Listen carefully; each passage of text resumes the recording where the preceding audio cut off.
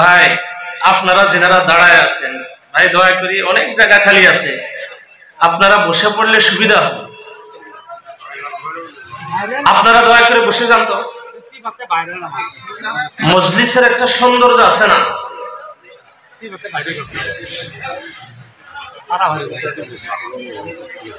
ভাই আমার যুবক ভাই বন্ধুরা, আপনারাও প্যান্ডেলের নিচে বসেন, এখানে বসে না থেকে এখানে অনেক জায়গা আছে।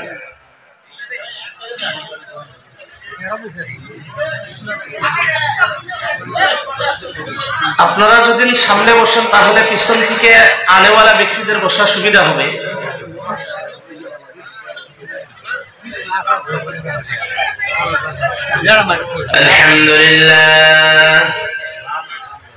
আলহামদুলিল্লাহ নাহমাদুহু ওয়া নাস্তাঈনুহু ওয়া নাস্তাগফিরুহু ونؤمن به ونتوكل عليه ونعوذ بالله من شرور أنفسنا ومن سيئات أعمالنا من يهد الله فلا مضل له ومن يضلله فلا هادي له ونشهد أن لا إله إلا الله وحده لا شريك له ونشهد أن سيدنا وحبيبنا وشفيعنا وسندنا ومولانا محمدا عبده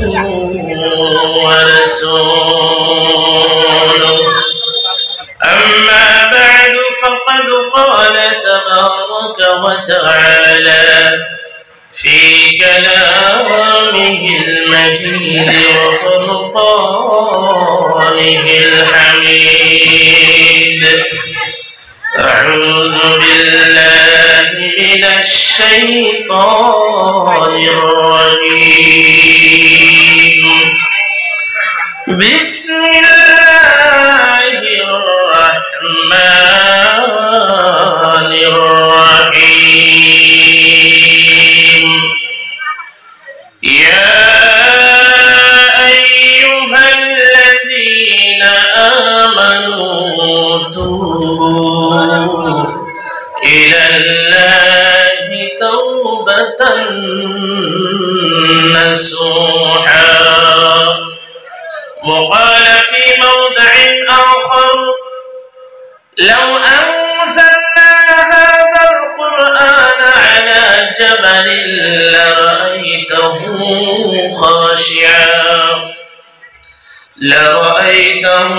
خاشعا متصدعا من خشية الله وتلك الأمثال نضربها للناس لعلهم يتفكرون وقال النبي صلى الله عليه وسلم خير الخطائين التوابون وقال في موضع آخر خيركم من تعلم القرآن وعلمه أو كما قال عليه الصلاة والسلام إن الله وملائكته يصلون على النبي يا أيها الذين آمنوا صلوا عليه وسلموا تسليما اللهم صل على سيدنا مولانا محمد وعلى آله سيدنا مولانا اللهم صل على سيدنا مولانا محمد وعلى آل سيدنا مولانا محمد اللهم صل على سيدنا مولانا محمد وعلى آل سيدنا مولانا محمد بلغ العلا بكماله كشف الدجى بجماله حسنت جميع خصاله صلوا عليه وآله মুআজ্জাজ আজকের এই কোরআনের নিসবতে আয়োজিত এই মুবারক মজলিসের সম্মানীয় সভাপতি সাহেব, মঞ্চ উপবিষ্ট সরতাজ উলামায়ে কেরাম, মঞ্চ উপবিষ্ট আমার বাবা এবং হুজ্জাজানে কেরাম, মুরব্বিয়ান আযম, বিভিন্ন জায়গা থেকে আগত যুবক ভাই বন্ধুরা, পর্দার আড়ালে থাকা আমার সম্মানিতা মা বোনেরা, মহান আল্লাহ রাব্বুল আলামিনের অসীম মেহেরবানির পরে আজকের এই মাহাল, আজকের এই পরিবেশটা তৈরি হয়েছে। এই পরিবেশ আপনি আমাকে দিতে, এই মাদ্রাসার আসাতিজায়ে কেরাম, এই অঞ্চলের বয়োজ্যেষ্ঠ যুবক বাবা, বয়োজ্যেষ্ঠ মুরব্বীদের, যুবক ভাই বন্ধুদের, অভ্যর্থনা সমিতির তথা পরিচালনা কমিটির সমূহ বিভয় ববিয়া, ওনাদের অশেষ মেহেরবানি, অশেষ কষ্ট এবং ত্যাগ স্বীকার করার পরে আজকের এই পরিবেশ আমরা পেয়েছি। এমনি হয়েছে নাকি? এমনি হয়নি। আমরা ওনাদের জন্য প্রাণ ভরে দোয়া করি যাতে আল্লাহ রাব্বুল আলামিন এই ধরনের কাজের মধ্যে ওনাদেরকে বেশি বেশি অংশগ্রহণ করার তৌফিক দান করুন, বলেন আমিন।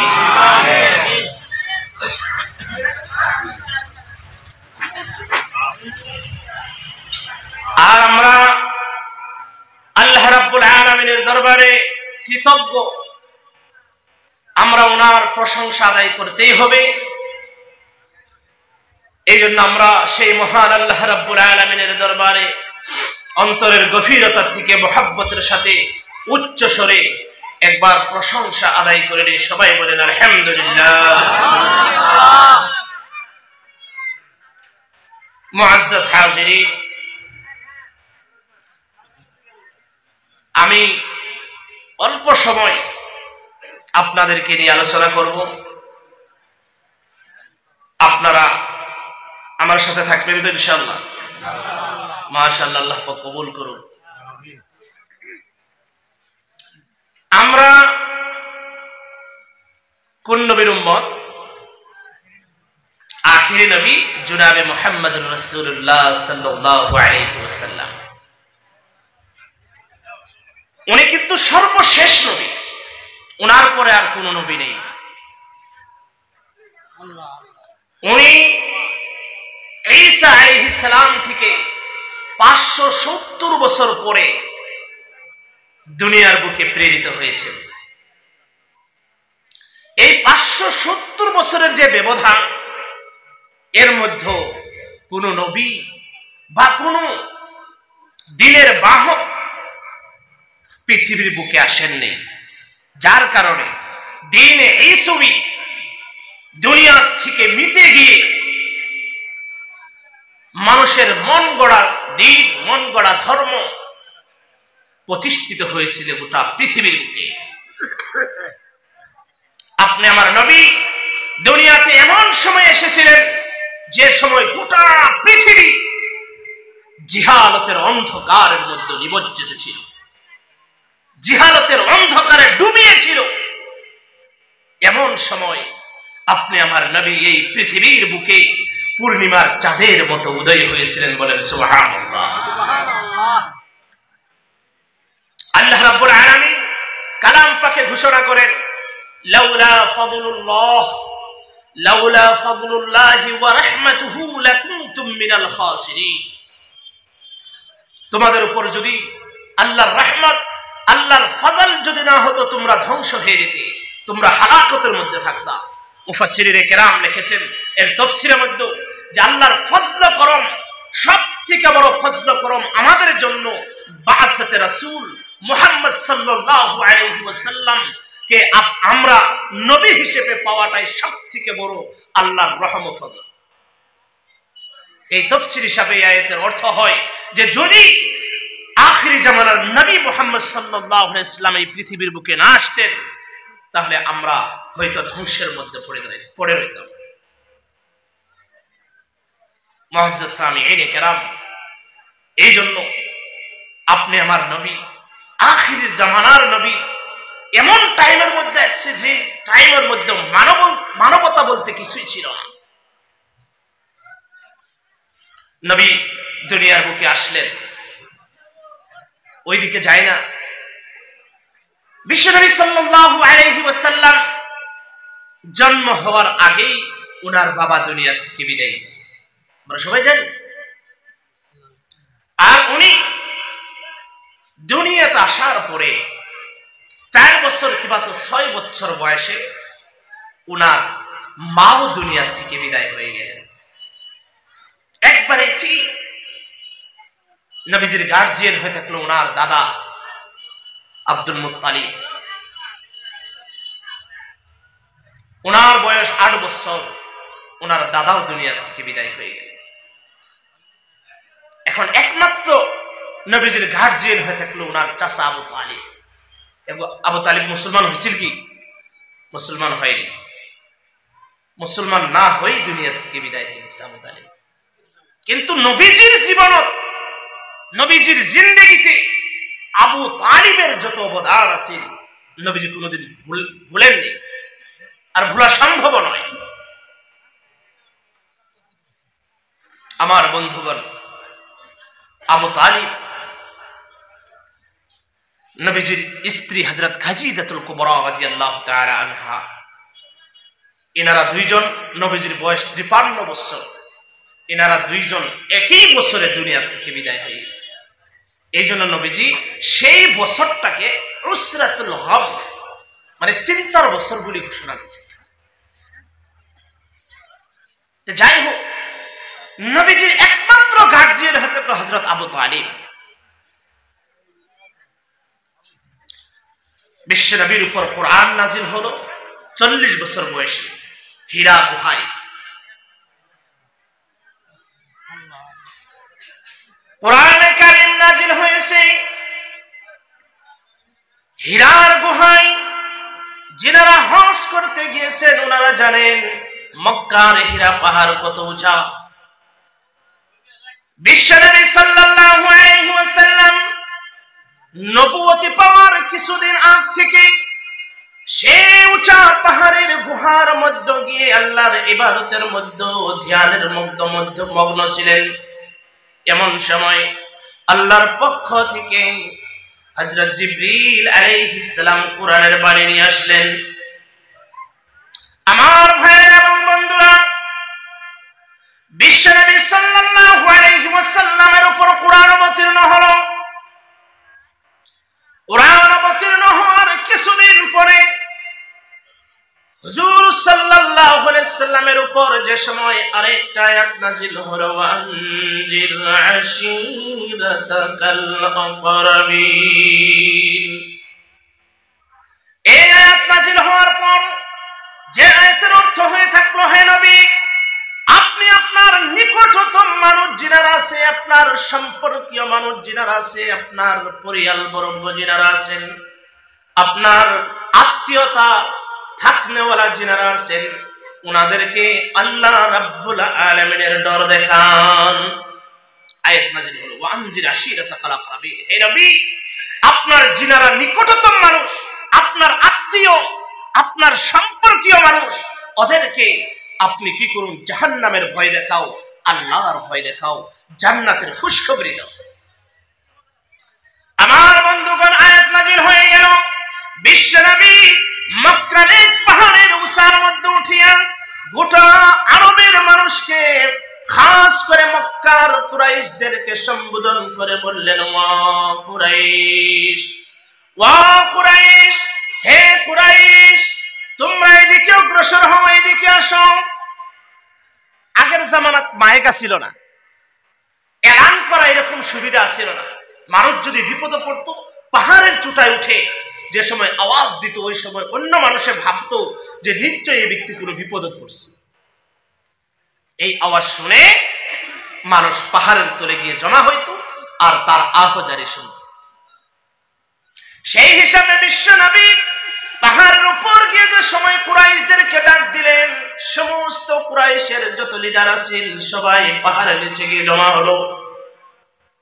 আমার বন্ধুগণ, কুরাইশকে সামনে নিয়ে আপনি আমার নবী আল্লাহ রাব্বুল আলামিনের কাছে, আল্লাহ রাব্বুল আলামিনের কাছ থেকে যে আয়াত পেয়েছে সেই আয়াতের ব্যাখ্যা করে শুনে দিলেন। হে কুরাইশরা, তোমরা যে ইসলাম ছেড়ে দিয়ে, ইসলামের নীতি ছেড়ে দিয়ে, আল্লাহর ইবাদত ছেড়ে দিয়ে তোমরা গায়রুল্লাহর ইবাদতের মধ্যে লিপ্ত হয়েছো, তোমরা মানবতা বলতে তোমাদের মধ্যে কিছুই নাই, সব কিছু বিসর্জন দিয়েছো। মক্কার গাছ পূজা করো, দেব দানবের পূজা করো, মাটি পূজা করো, পাথর পূজা করো, আগুন পূজা করো, এই বিভিন্ন পূজা পাঠের মধ্যে যে তোমরা লিপ্ত হয়ে আসো, আমার দরবারে, আমার কাছে আল্লাহ রাব্বুল আলামিন এই ঘোষণা করে দিয়েছে, তোমরা যদি এই পূজা পাঠের মধ্যে বিভিন্ন দেব দানবের উপাসনার মধ্যে যদি তোমরা লিপ্ত থাকো, তাহলে তোমাদেরকে আমি খবর দিতেছি যে অতি সত্বর আল্লাহর পক্ষ থেকে আযাব এসে তোমাদেরকে পকড়াও করে ফেলবে। আমার বন্ধুগণ, আর বললেন, হে কুরাইশ, আমি তো তোমাদের মধ্যে সম্মানী ব্যক্তি, তোমরাই বলো, তোমরা আমাকে আমিন বলে খিতাব দিয়েছো, তোমরা সাদিক বলে খিতাব দিয়েছো, এই জন্য আমিন সাদিক আমার সিফতি নাম তোমাদের সম্মুখে রেখে তোমাদেরকে বলে যায় যে তোমরা যদি এই দেবদানবের পূজা যদি ছেড়ে না দাও, তাহলে আল্লাহর পক্ষ থেকে অতি সত্বর আযাব এসে তোমাদেরকে গ্রেফতার করে নেবে। আমার বন্ধুগণ, আবু লাহাব নবীজির চাচা ছিল। আবু লাহাব একটা পাথর নিয়েছে, বিরাট বড় একটা পাথর নিয়েছে, নিয়ে বললেন, মুহাম্মদ, তুমি আর কথা দাও নাই, আমরা কত বছর ধরে, 600 বছর ধরে আমাদের বাপ দাদা 14 পুরুষ যেইগুলার উপাসনা করে আসছে, আজকে তুমি সেই দেবদানবের তুমি বিরোধিতা করতেছো। এগো ভাই, এমন মানুষ আছে না বহুত, যে বাপ দাদাই করে গেছে, আবার এটা ছাড় মুখে বাপ দাদাই যে করে গেছে, পরম্পরা। মনে রাখবেন, পরম্পরা কিন্তু আমাদের ধর্ম নয়, আমাদের ধর্ম কোরআন। আমাদের ধর্ম কি? কোরআন। বিশ্বনবী সাল্লাল্লাহু আলাইহি ওয়াসাল্লামকে জিজ্ঞাসা করা হয়েছে, মা আয়েশা রাদিয়াল্লাহু তাআলা আনহাকে নবীজি সম্পর্কে, যে নবীজি চলন ফিরন কেমন, মা আয়েশা বলেছেন, হুয়াল কোরআন। নবীজির চলন ফিরন চরিত্র তো ডাইরেক্ট কোরআন, কোনো কথাই নেই। যে কোরআন হয়ে থাকলো আমাদের আসল ধর্ম।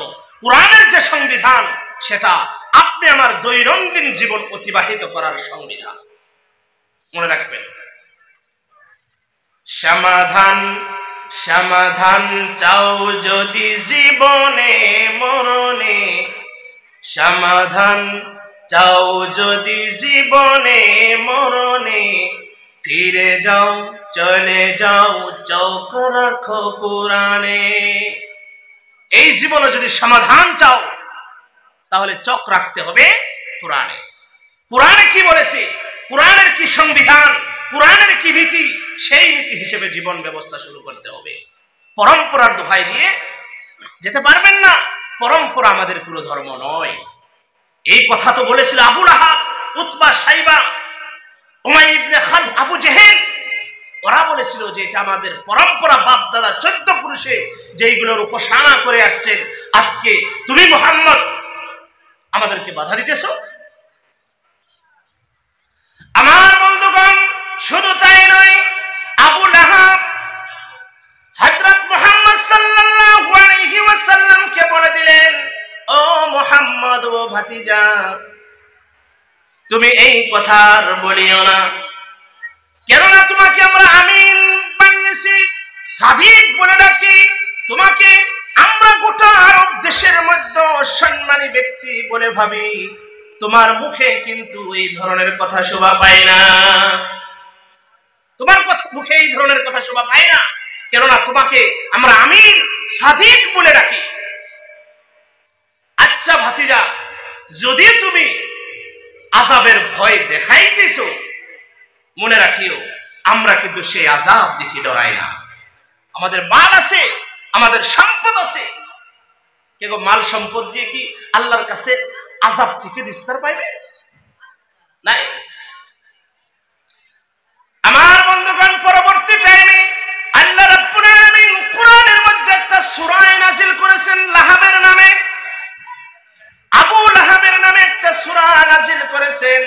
আল্লাহ রাব্বুল আলামিন বলে দিয়েছেন, তাব্বাত ইয়াদা আবি লাহাবিন ওয়া তাব মা আগনা আনহু মালুহু ওয়া মা কাসাব সায়াসলা নারান যাতা লাহাবিন ওয়া ইমরাআতুহু হাম্মালাতাল হাতাবি ফি জিদিহা হাবলুম মিন মাসাদ।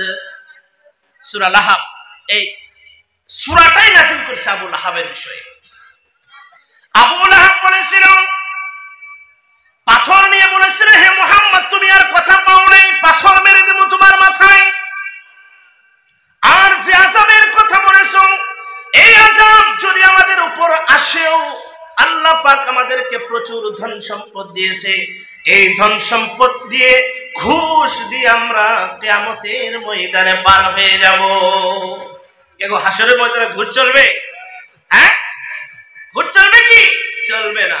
আর আবু লাহাব বলতেছে, আমাকে সম্পদ দিয়েছে, আমার আওলাদ আছে, আমার গোষ্ঠী খানদানের বড়ত্ব আছে, আমি এইগুলা দিয়ে পার হয়ে যাব।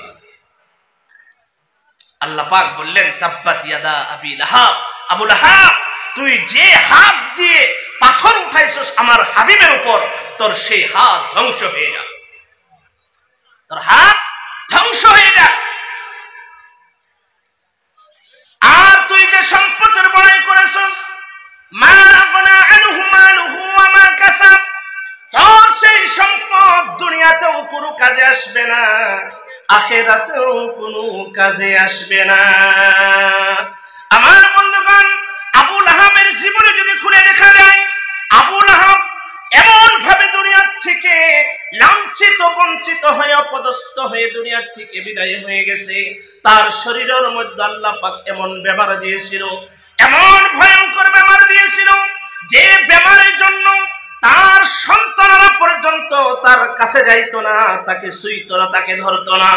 আমার বন্ধুগণ, অবশেষে মানুষের সেই লেই করে করে আবু লাহাবকে তার গ্রাম থেকে পর্যন্ত বের করে দিয়েছে, গ্রাম থেকে পর্যন্ত বের করে দিয়েছে। করোনার টাইমে দেন নাই, নারায়ণা পর্যন্ত ফাঁকে থেকে ঠেলামেরি কবর দেয়, এরকম ভিডিও ভাইরাল হয়েছে। রশি লাগি ফাঁকে থেকে রশি ধরি কবরের মধ্যে রাখি, এই মতো বেমার দিয়েছিলেন আবু লাহাবকে। তার সন্তানরা পর্যন্ত তার কাছে যায় না। মানুষে বিভিন্ন অপবাদমূলক কথা কয়, এই আবু লাহাবের এত সন্তান থাকতেও, এত আওলাদ থাকতেও, তার গোষ্ঠী খানদানের কত প্রভাব থাকা সত্ত্বেও আজকে আবু লাহাবের কাছে মানুষ নেই। এই বদনাম থেকে বাঁচার জন্য যে সময় দুনিয়া থেকে বিদায় হয়ে গেল আবু লাহাব, এই বদনাম থেকে বাঁচার জন্য তার সন্তানরা দূর থেকে লাঠি দিয়ে ঠেলে গাঁত খুদে সেই গাতের মধ্যে লাঠি দিয়ে ঠেলে কবরস্থ করিয়ে দিয়ে এসেছে। আমার বন্ধুগণ, এই হয়েছিল আবু লাহাবের পরিণতি। মানে কুরাইশের মধ্যে মেহনত করানো কোনো ফল পেলেন না, এবং কি হুজুর পাক সাল্লাল্লাহু আলাইহি ওয়াসাল্লামের তিনার সাথীদেরকে 3 বছর বাইকট করে রাখা হয়েছিল। সাহাবাদেরকে লকডাউন দিছে কাফিররা। লম্বা ঘটনা, আমি শুধুমাত্র ইশারা দিয়ে যাইতেছি। 3 বছর মিনার ঘাটিতে আবদ্ধ করে রেখেছিল। নবীজি দাওয়াত দিলেন পাহাড়ের উপর চড়ে, তারা মানল না। বিভিন্ন কৌশলে দাওয়াত দিল, তাদেরকে মানাইতে পারল না। অবশেষে মক্কার যিনারা লিডার আছেন, লিডাররা মশওয়ারা করে মুহাম্মদ সাল্লাল্লাহু আলাইহি ওয়াসাল্লাম আর তার যিনারা তোমার সাহাবী ছিলেন সবাইকে বয়কট করে দিলেন। কি ধরনের বয়কট? তাদের সাথে লেনদেন, খানা পিনা, বেচা কিনা, বিবাহ শাদী, উঠা বসা, সমস্ত ধরনের সম্পর্ক বিচ্ছেদ করে দেওয়া হলো। 1-2 দিন নয়, 3 বছর এই মিনার ঘাটিতে আবদ্ধ হওয়ার পরে সাহাবা কেরাম হাবশার দিকে হিজরত করলেন। এই হাবশা থেকে হিজরতি মানুষদেরকে ঘুরিয়ে আনার জন্য মক্কার কাফিররা বিভিন্ন চক্রান্তমূলক ফরেব করা শুরু করে দিল, কিন্তু সেই ফরেবের মধ্যেও তারা কামিয়াব হতে পারল না। অবশেষে দ্বিতীয়বার আবার হিজরতের জন্য হাবশায় গেল। হাবশাতে দ্বিতীয় হিজরতের পরে এখানে মুসলমানের যে বাইকটের মেয়াদ ছিল 3 বছর অতিবাহিত হয়ে গেল। বাইকটের সময় শেষ হয়ে গেল। হাবশা থেকে আবার মুসলমানরা মক্কার জমিনে ফিরে আসলো। আসার পর আবার মেহনত শুরু করে দিল, কিন্তু তবুও মেহনত ফল দেয় না। অবশেষে আল্লাহ পাকের হুকুমে হুজুর তাইফের ময়দানে চলে গেলেন। তাইফের ময়দানে চলে গেলেন। দাওয়াতের মেহনত, মক্কা কাজ হয় না। মুসলমান হব তো দূরের কথা, মুসলমানদেরকে আরবের লিডার, আরবের কাফের লিডাররা বিভিন্ন নির্যাতন দেওয়া শুরু করলো। নবীজি ভাবলেন উপায় নাই, কি হবো, ইসলাম তো প্রচার করতেই হবে। গেল তাইফের ময়দানে। তাইফের ময়দানে নবীর সাথে যায়েদ বিন হারিস তাইফের জমিনে চলে গেলেন। তাইফবাসীরাও নবীজির দাওয়াতকে অ্যাকসেপ্ট করলো না, সাপোর্ট করলো না। ওনার বিপক্ষে নওজওয়ানদেরকে লাগিয়ে দিলেন। চতুর্দিক থেকে পাথর বর্ষণ হওয়া শুরু করলো। নবী আমার পাথরের আঘাতে রক্তাক্ত হয়ে 3 বার তাইফের জমিনে বেহুশ হয়ে পড়ে গেছিলেন। আমার বন্ধুগণ, আমি সেই দিকে যাই না। বিশ্বনবী সাল্লাল্লাহু আলাইহি ওয়াসাল্লাম এই দিনের মেহনত করতে যত মেহনত করেছে, সে যত নির্যাতন সহ্য করেছে, যত কষ্ট স্বীকার করেছে, বিশ্বনবী নিজেই বলেন আমাকে যত কষ্ট দেওয়া হয়েছে কোন নবীকে দেওয়া হয় নাই। আমাকে যত নির্যাতন সহ্য করতে হয়েছে কোন নবী নির্যাতন সহ্য করে নাই। আমাকে যে ভুকের কষ্ট সহ্য করতে হয়েছে কোন নবী তেমন কষ্ট সহ্য করে নাই। কিন্তু আপনি আমার নবী সমস্ত কষ্ট স্বীকার করে নিয়েছেন। তবুও ওনার একটা নিয়ত ছিলেন, একটাই ওনার মকসদ ছিলেন, যাতে গোটা পৃথিবীর বুকে আল্লাহ পাকের পক্ষ থেকে আসা দিন, আল্লাহর ওয়াহদানিয়ত যাতে প্রতিষ্ঠিত হয়ে যায়। আমার বন্ধুগণ, সেই উদ্দেশ্য নিয়ে হুজুর পাক সাল্লাল্লাহু আলাইহি ওয়াসাল্লাম কত কষ্ট করলেন, তাইফের জমিনে রক্ত ঝরালেন, উহুদের প্রান্তে দান মোবারক শহীদ করলেন, কত ভূখ পিপাসায় উনি দিন কাটাইলেন। ওনার একমাত্র উদ্দেশ্য ছিল যাতে করে আনেওয়ালা উম্মত কিয়ামত পর্যন্ত সঠিক দিনদারের উপর চলনেওয়ালা হয়ে যায়। আমার বন্ধুগণ, এত কষ্ট করা সত্ত্বেও নবী আমার এত নির্যাতন সহ্য কিন্তু আপনি আমি সেই নবীর অনুসরণ করনেওয়ালা হইতে পারি নাই। আমরা সেই নবীর অনুসরণ কিন্তু এখনো করনেওয়ালা হইতে পারলাম না।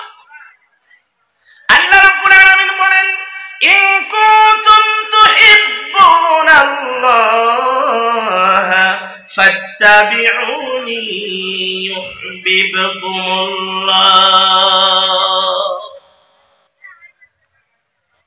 তোমরা যদি আল্লাহকে ভালোবাসতে চাও, আল্লাহকে পেতে চাও, তাহলে নবীর অনুসরণ করো। নবীর অনুসরণ অনুকরণ করো, আল্লাহকে পেয়ে যাবা। নবীকে মহব্বত করো, নবীকে ভালোবাসো, আল্লাহ তোমাকে ভালোবাসে। এখন যদি বলা হয় কে কে নবীকে ভালোবাসে, সবাই এক হাতের জায়গায় দুই হাত তুলায় দেখাইবে যে আমরা ভালোবাসি। কিন্তু ভালোবাসা মুক্তি বলার নাম নয়। ভালোবাসা মুক্তি শুধু দাবি করার নাম নয়। আপনি যদি এখান থেকে কোন যে আমি প্রধানমন্ত্রীর মেয়েকে ভালোবাসি, সেই ভালোবাসার কোনো দাম আছে কি? চলবে নি, খাটবে না এই ভালোবাসা, খাটবে না। আপনি যতই চিল্লা বলেন আমি নবীকে ভালোবাসি, কিন্তু আপনার জিন্দেগি নবীর আদর্শ নেই, আপনার জিন্দেগিতে নবীজির কোনো সুন্নাত নেই, আপনার জিন্দেগিতে নবীজির অনুসরণ নেই, আল্লাহর কোনো হুকুমই আপনার জিন্দেগিতে নেই। আপনি যতই দাবি করেন আমি নবীকে ভালোবাসি, আল্লাহকে ভালোবাসি, আপনার কথা মানা যাবে না। একজন ব্যক্তি যদি তাকে যদি জিজ্ঞাসা করায়, ভাই আপনি আপনার বাবাকে কি ভালোবাসেন? বলে হ্যাঁ ভালোবাসি। কিন্তু তার বাবা বেমার পড়ে আছে, বাবা চিল্লাইতেছে, বাবা আমার পানি পিপাসা লাগছে, আমাকে এক গিলাস পানি দাও। সেই এক গিলাস পানি তার সন্তান থেকে তার বাবা পায় না, আর সে দাবি করতেছে আমি বাবাকে ভালোবাসি। কেউ এই ভালোবাসার কি দাম আছে? বাবার এক গিলাস পানি দিতে চায় না, আবার হে বলে বাবাকে ভালোবাসে। আমার বন্ধুগণ, ভালোবাসা সাকসেস ওই সময় হবে যে সময় আপনার মাহবুব, আপনার মাশউকের প্রত্যেকটা বস্তু আপনার ভালো লাগবে। লাইলি মজনু শুনেছেন? কুত্তা যদি মজনুর সামনে পড়তো, মজনু গিয়ে কুত্তাকে জড়িয়ে ধরতো আর বলতো, হায় রে কুত্তা, কি জানি তুই আমার লাইলির গলি, আমার লাইলির গাঁও দিয়ে তুই ঘুরিয়ে আসছস, তোর পাওড়া কি জানি আমার লাইলির গাঁওয়ের মধ্যে গিয়েছিল, আমার লাইলি যে গ্রামে বাস করে মনে হয় তুই সেই গ্রাম থেকে অতিক্রম করে আসছস। এই বলে মজনু কুত্তাকে পর্যন্ত জড়িয়ে ধরত। এটা তো গায়রুল্লাহর মহব্বত। এক মখলুকের মহব্বতের মধ্যে পড়ে যদি মানুষ সবকিছু ভুলে যায়। একবার মজনুকে বাইতুল্লাহতে নিয়ে গেছে, মানুষে নামাজ পড়তেছে, মজনু নামাজের সামনে দিয়ে চলে যায়। নামাজের উপর রাগি আছে তো, নামাজ ছেড়ে দিছে, দিয়ে খারাপ হয়েছে, আমি যে নামাজ পড়তেছি তুই দেখোস না, নামাজের সামনে দিয়ে যাইতেছিস, আমি যে নামাজ পড়তেছি নামাজের সামনে দিয়ে যাই দেখোস না। মজনু বললেন, এই আল্লাহর বান্দা, আমি যে সময় তোমার সামনে দিয়ে অতিক্রম করি তুমি কি করতেছিলে? বলে আমি নামাজ পড়তেছিলাম। মজনু বলল, তুমি কার জন্য নামাজ পড়ো? সে বলল, আমি আল্লাহ রাব্বুল আলামিনের জন্য নামাজ আদায় করতেছি। মজনু বলল, এ বেকুফ, আমি একজন মখলুকের প্রেমে পড়ে, মখলুকের মহব্বতের মধ্যে পড়ে, লাইলির ভালোবাসার মধ্যে পড়ে আমি কোন রাস্তা দিয়ে কেমনে করে চলে যাই আমি জানি না। আর তুমি আল্লাহ রাব্বুল আলামিন আহকামুল হাকিমিনের দরবারে তুমি নামাজ পড়ার জন্য নিজেকে সিলিন্ডার করে তুমি দণ্ডমান হইছো, আর তোমার সামনে দিয়ে কে যায় সেটা তুমি দেখতে থাকো। তুমি আল্লাহ রাব্বুল আলামিনের সামনে খাড়া হইছো, তোমার মাহবুব আল্লাহ, আর তোমার সামনে দিয়ে কি যায় ওইটা তুমি টের পাও। আর আমার মাশউক হয়ে থাকলে একজন গায়রুল্লাহ মখলুক, তার মহব্বতে পড়ে আমি কোন দিক দিয়ে চলে যাই, নামাজের সামনে দিয়ে যায় না পিছন দিক দিয়ে যাই, এটা আমার হুঁশ নাই। সাধারণ মখলুকের প্রেমে পড়ে আর তুমি আল্লাহ রাব্বুল আলামিনের সামনে দাঁড়িয়ে তোমার সামনে দিয়ে কে যাইতেছে সেটা তুমি গম পাও। এত মহাব্বত।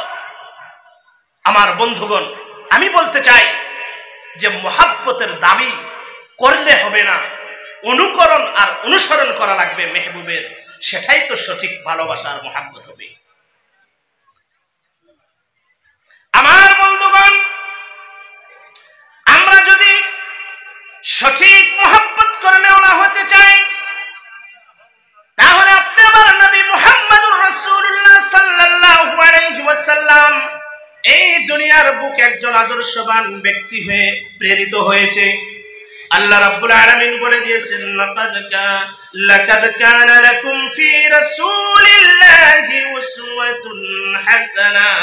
মুহাম্মদ সাল্লাল্লাহু আলাইহি ওয়াসাল্লামের জীবনকে তোমাদের জন্য আমি নিদর্শন বানিয়ে দিয়েছি।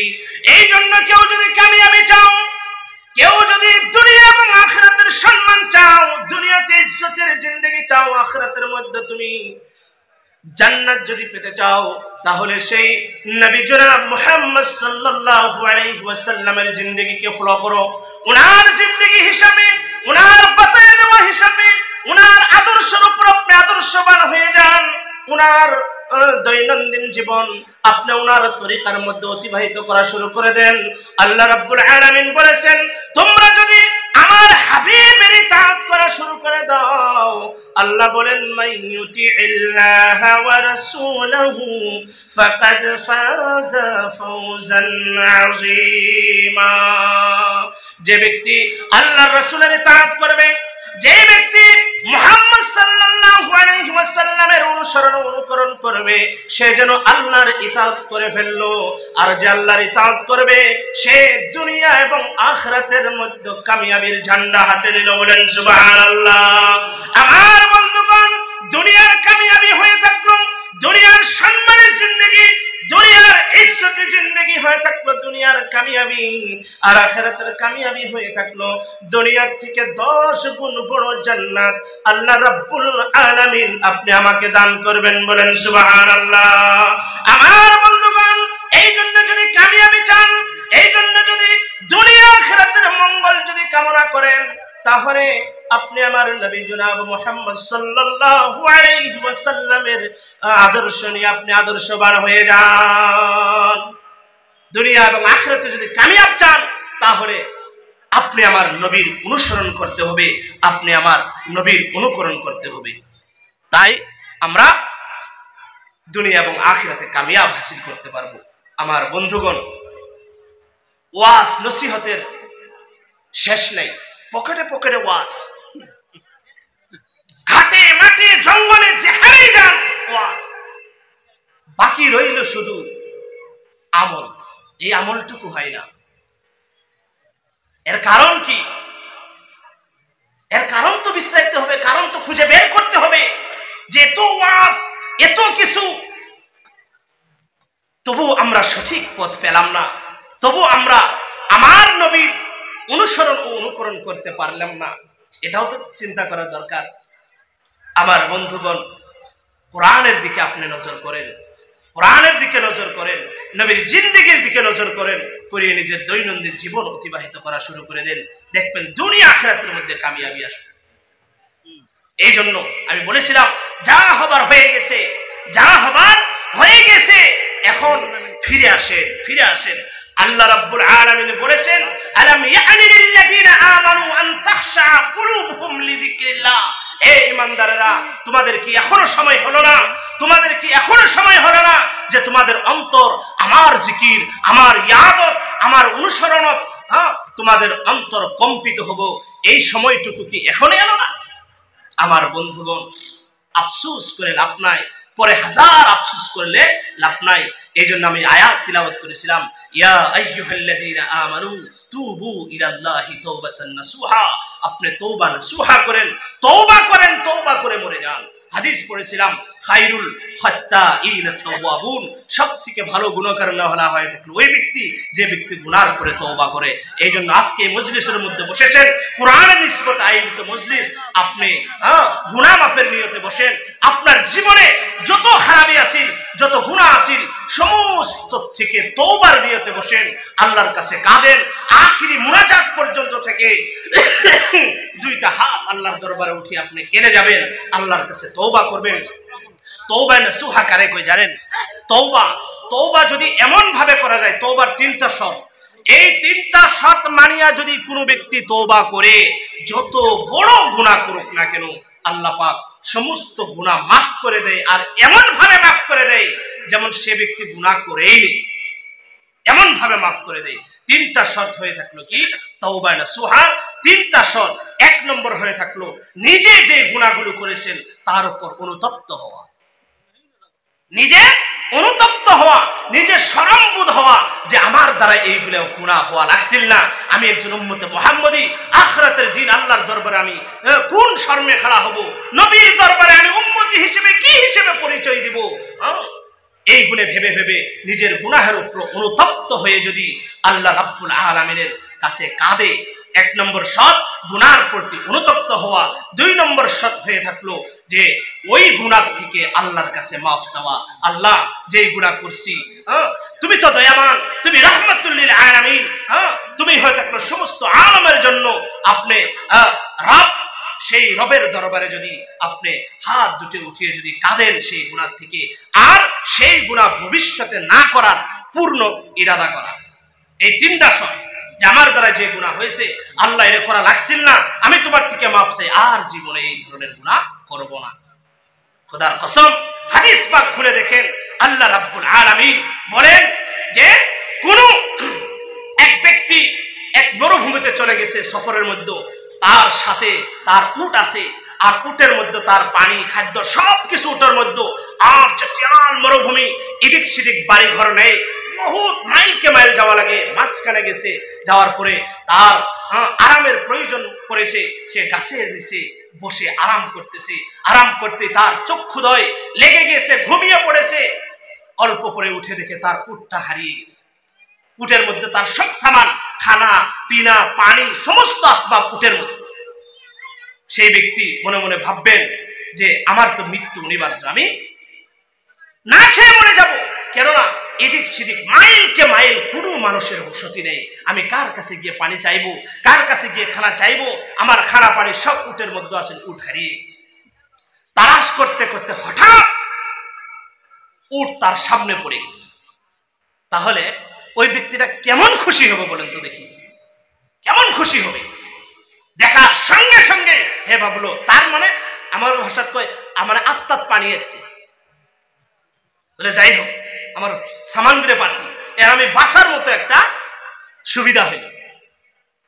আল্লাহ রাব্বুল আলামিন বলেন, ওই হারানেওয়ালা ব্যক্তি উট পাওয়ার পরে যত খুশি হয়, আল্লাহ থেকে দূরে যাওয়া বান্দা যদি তওবা করে আল্লাহর নিকট যদি ধরা দেয়, আল্লাহর কাছে যদি সিলিন্ডার হয়, আল্লাহর কাছে যদি তওবা করে, সেই বান্দার থেকে 1000 গুণ বেশি খুশি হয়। বলেন সুবহানাল্লাহ। আমার বন্ধুগণ, তওবার নিয়তে বসবেন, তওবা করবেন। গুনাহ আদমের গুনাহ হবেই, কিন্তু জানি বুঝি গুনাহ করবেন আর তওবা করবেন, গুনাহ করবেন আর তওবা করবেন, এরকম না। গুনাহ করবেন, তওবা করিয়া যাতে সেই গুনাহ আবার রিপিট না হয়। তাই ইনশাআল্লাহ আখিরি মুনাজাত পর্যন্ত থেকে তওবার নিয়তে ইনশাআল্লাহ দোয়া করে যাবেন তো ইনশাআল্লাহ। কে কে দোয়া করে যাবেন হাত তুলে গেলেন তো? মাশাআল্লাহ, নারায়ে তাকবীর, নারায়ে তাকবীর। আল্লাহ রাব্বুল আলামিন সবাইকে কবুল করুক, বলুন আমিন। আমার জন্য দোয়া করবেন, আমি আপনাদের জন্য দোয়া করব ইনশাআল্লাহ। আল্লাহ রাব্বুল আলামিন যাতে আমাদের সবাইকে যতদিন আল্লাহ পাক বাঁচিয়ে রাখে, সুস্থ শরীরে রাখে। বিশেষ করে আজকের এই সভার অভ্যর্থনা সমিতির বিষয়ববীয়া সকল এই মাদ্রাসার মুহতামিম সাহেব, হযরত মাওলানা সুলতান সাহেব, বা আরো যারা লাগি ভেকি আজকের এই পরিবেশটা তৈরি করে দিছে, আল্লাহ রাব্বুল আলামিন যাতে ওনা করে হায়াত, ইলম, আমল সমস্তের মধ্যে আল্লাহ পাক যাতে বরকত দান করেন বলেন আমিন। ওয়া আখিরু দাওয়ানা আলহামদুলিল্লাহি রাব্বিল আলামিন। আসসালামু আলাইকুম ওয়া রাহমাতুল্লাহি ওয়া বারাকাতুহু।